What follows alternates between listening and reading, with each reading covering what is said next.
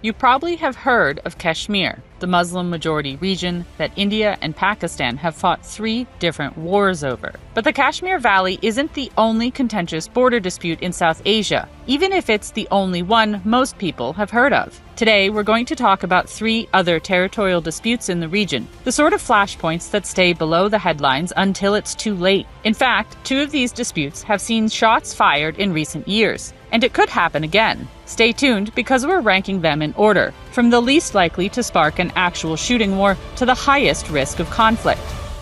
Our first dispute involves India in the Himalayas, but the other claimant isn't Pakistan, India's nuclear-armed rival. It's Nepal. Have you heard of Kalapani? If not, that's understandable. It's a tiny strip of land high up in the freezing Himalayas. It's barely 370 square kilometers, roughly the size of Queens, New York, and most of the year it's uninhabitable due to extreme weather conditions. Yet this small patch of rock and ice has the power to completely derail the relationship between 2 historic allies. India, which currently controls Kalapani, and Nepal, which claims it. And while China is not directly involved, it's closely watching the dispute between its 2 neighbors. To understand the Kalapani dispute, you have to understand the complex dynamics between India and Nepal, along with a 200-year-old boundary treaty, a devastating war in 1962, and a modern highway that gave the dispute new life. Let's start with the basics. India and Nepal share a uniquely deep bond, summed up in the phrase commonly used to describe the relationship, roti beti, meaning bread and daughters, a reference to shared cultural heritage and lasting kinship. The India-Nepal border stretches roughly 1,880 kilometers, and for the most part, it is completely open.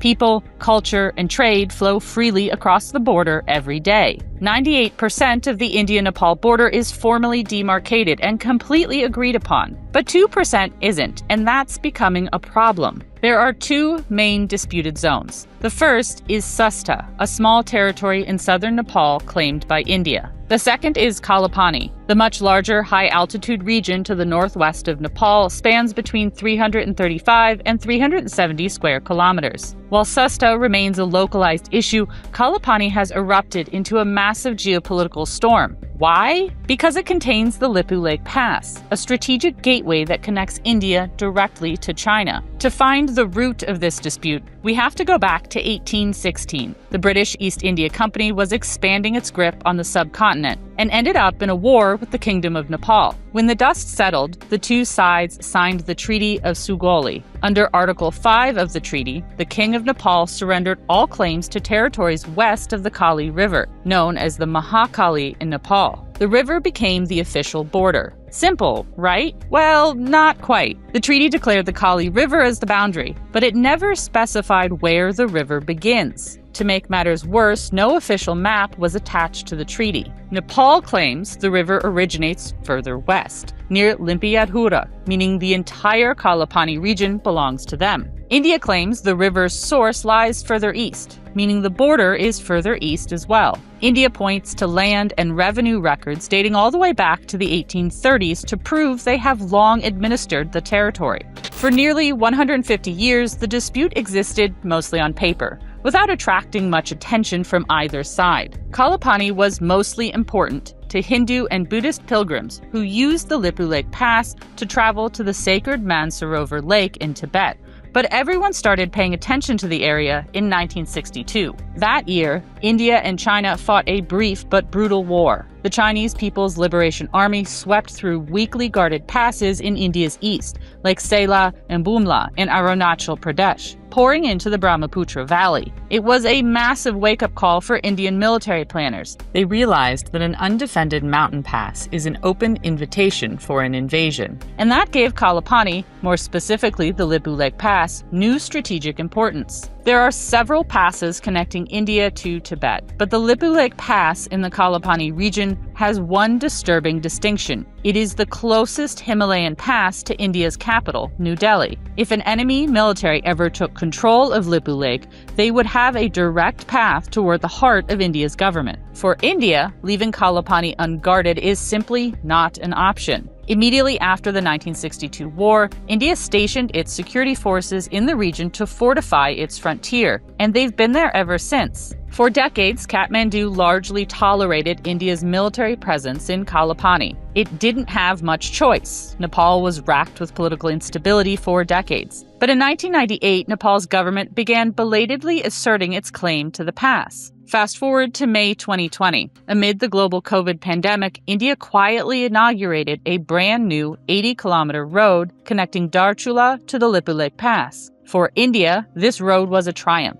It shaved days off the journey to the Chinese border, allowing the Indian military to move troops at lightning speed. But in Kathmandu, the new road was viewed as a blatant violation of sovereignty. Anti-India sentiment was already riding high. Back in 2015, India had protested Nepal's new constitution by instituting a de facto trade blockade, even while Nepal was still recovering from a devastating earthquake of a few months earlier. India's road through Kalapani sparked a new wave of nationalist anti-India sentiment, and Nepali politicians rushed to capitalize. In July 2020, Nepal's parliament unanimously voted to update their official political map, legally incorporating Kalapani, Limpiyadhura, and Lipulekh into Nepal. A constitutional amendment locked in those claims. By staking their claims in the constitution, Nepal's politicians painted themselves into a corner. Any future diplomatic compromise, like a land swap or joint administration, is now practically impossible under Nepali law. With Nepal's claims now baked into its constitution and India's military presence firmly cemented by national security demands, there looks to be no way out of this diplomatic deadlock. But while the rhetoric heats up, there's little chance of actual fighting along the border. Nepal's military is mostly used for peacekeeping operations overseas, and the country's largely positive ties with India make a shooting war almost inconceivable. That's not the case with our next dispute, which saw an incredibly tense stare-down between two militaries in 2017. And this dispute centers, ironically enough, on a tiny Buddhist kingdom best known for its emphasis on happiness. Bhutan and China have a roughly 475-kilometer border, but it's never been formally demarcated. In fact, these two neighbors don't even have official diplomatic relations. And both of these facts, the lingering border dispute and the lack of Bhutan-China relations, are closely connected to Bhutan's other giant neighbor, India. Remember that 1962 border war between China and India? It changed India's stance across the entire border, and Nepal wasn't the only indirect casualty. India's approach to Bhutan is dictated by New Delhi's strategic approach to China. So, while this is technically a dispute between China and Bhutan,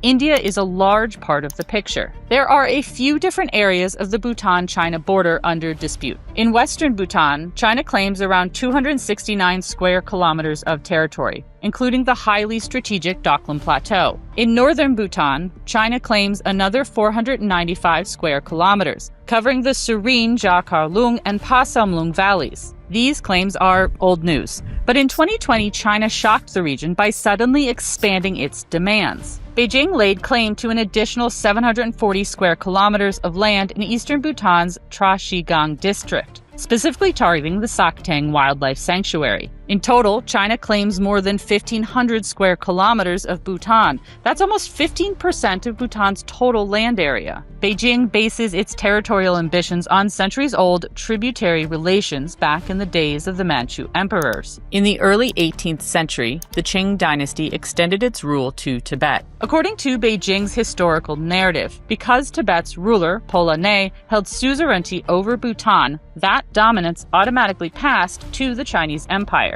Fast forward to the 20th century, and the People's Republic of China, though it claimed to hate everything the Qing emperors stood for, began actively pushing this claim. As early as 1930, before the PRC even existed, its founding father, Mao Zedong, boldly stated that Bhutan falls under the correct boundaries of China. That was codified in official Chinese maps released in the 1950s, which showed chunks of Bhutan as Chinese territory. In 1959, China went further. While forcibly annexing Tibet, China physically occupied 8 Bhutanese enclaves in the west. Leading up to the border war with India in 1962, China released 6 more maps claiming ownership over Bhutanese soil. In 1984, the two nations finally sat down to talk. 12 years later, in 1996, Beijing offered Bhutan a potential solution, a classic package deal. China would recognize Bhutanese sovereignty over the northern valleys of Pasamlung and Jakharlung. In exchange, Bhutan had to hand over control of the western Doklam Plateau to China. For many in Bhutan, the deal is incredibly tempting. It would finally buy the kingdom a permanently settled border with its massive northern neighbor,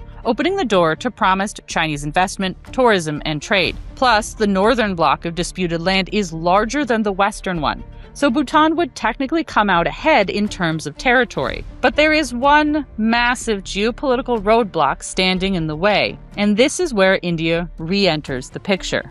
Both the western and eastern extremities of the disputed Bhutan-China border are trijunctions, points where the borders of India, Bhutan, and China meet.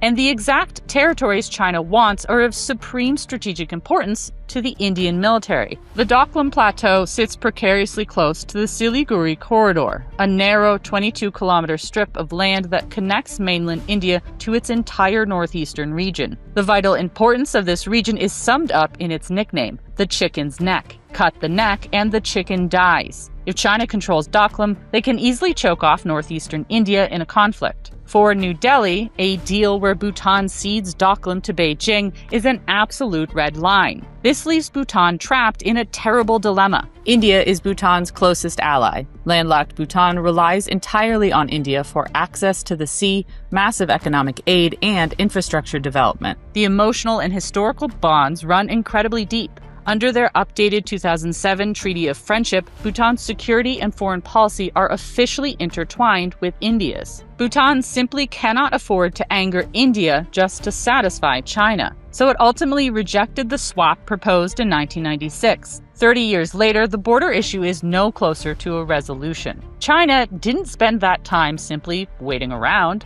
Back in 1998, Beijing and Thimphu signed an agreement explicitly forbidding either side from taking unilateral action to change the status quo of the boundary. But China has spent the last few decades doing exactly that. The People's Liberation Army frequently crosses into Bhutanese territory. China has systematically moved Tibetan herders into western Bhutanese pasture lands. More alarmingly, they have built extensive infrastructure deep inside claimed Bhutanese territory, roads, military bunkers, and outposts. China has even built hundreds of villages, physically settling Chinese citizens on disputed land. In June 2017, this aggressive construction almost caused a conflict. When China tried to extend a road near the Doklam Tri-Junction, it resulted in a tense 72-day military standoff, not between China and Bhutan, but between Chinese and Indian troops. Even though India has no claim over the land in the area, it was so determined not to let China advance that India sent almost 300 soldiers to defend Bhutan's claim to Doklam.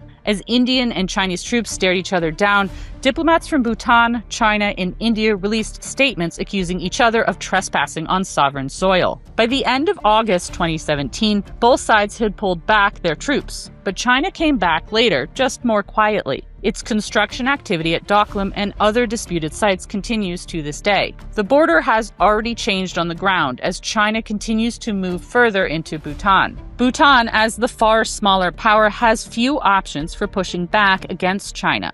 And Beijing proved that point by vastly expanding its claims in 2020 to punish Bhutan for not agreeing to the deal that had been offered in 1996. The real X factor is India. If a proposed deal between Bhutan and China crosses India's red lines, New Delhi could well send its military out to defend its interests yet again. But there's an even more dangerous border not far from Doklam, and unsurprisingly, it's the place where India and China directly meet. The entire China-India border is disputed, and both India and China claim chunks of territory under the other's control. The western section of the de facto border, the line of actual control, is part of the broader Kashmir region. Here, India claims Aksai Chin, some 3,800 square kilometers of territory that China occupied during the 1962 war. It was this section of the border that gave birth to the Galwan Valley clash in 2020, which saw deaths on both sides. But there's another, quieter section of the border dispute,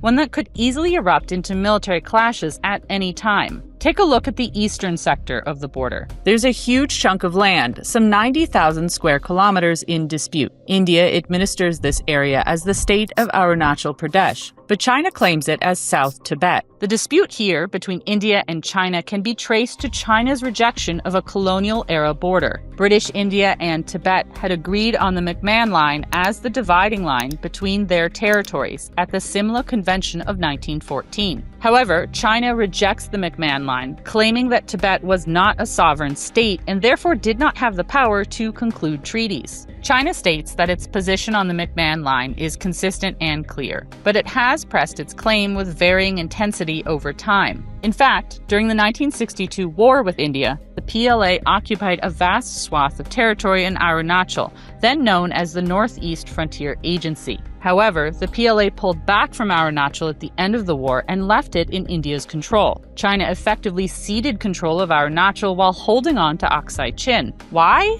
Put simply, Beijing wanted Aksai Chin more. This area is vital for China's overland access into and control over Tibet. Beijing wanted India to accept its occupation of this chunk of territory. The invasion of Arunachal in 1962 was really a warning. China wanted to signal to India that it had the capacity to occupy Arunachal, and the implicit threat was that the PLA would return to occupy it if New Delhi didn't accept China's proposed settlement. Under Beijing's so-called swap proposal, China would leave Arunachal in Indian control if India recognized China's occupation of Aksai Chin. India rejected the Chinese offer. That may have been a huge mistake. 60 years later, China still controls Aksai Chin, and now it has serious designs on Arunachal. China had consolidated its grip over Tibet and Aksai Chin by the mid-1980s. Beijing then began to assert its claim to Arunachal Pradesh. In July 1986, PLA troops made serious incursions into the Sumdorongchu Valley and Arunachal. Large-scale troop movements followed on both sides of the line of actual control,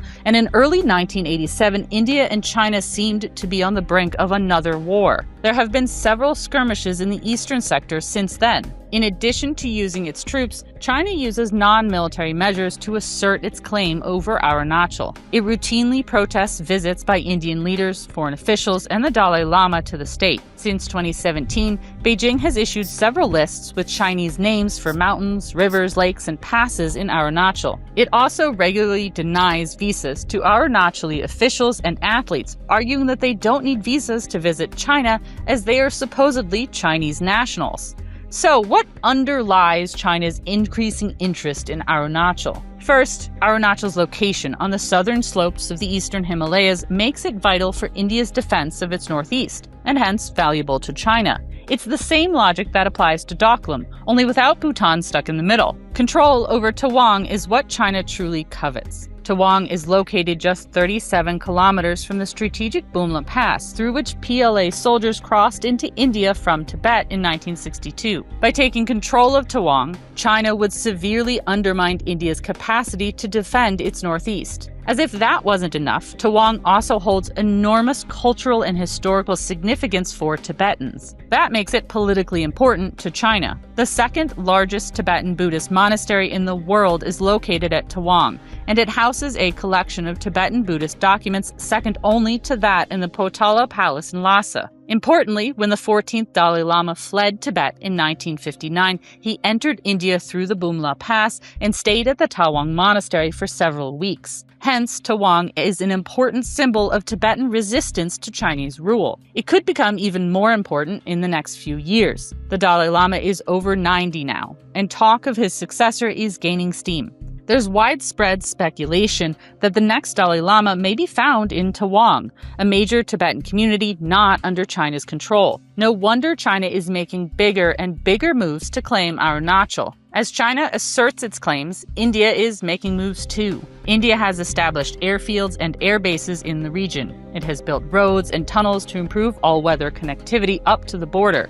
It is building hundreds of villages along Arunachal's border with Tibet to consolidate control over the region. But the more India builds in Arunachal, the angrier China gets, and the greater the risk for another military standoff. Don't be surprised if the next China-India war starts not in the Kashmir region, but here in Arunachal. This wraps up our series on Asia's overlooked maritime and territorial disputes. If you missed any of the earlier entries, check out the whole playlist. Of course, there are far more disputes than we could get to this time, even in 4 videos. For example, the Durand Line dividing Afghanistan and Pakistan. If you'd like to see more videos like this, leave a comment below with your suggestions.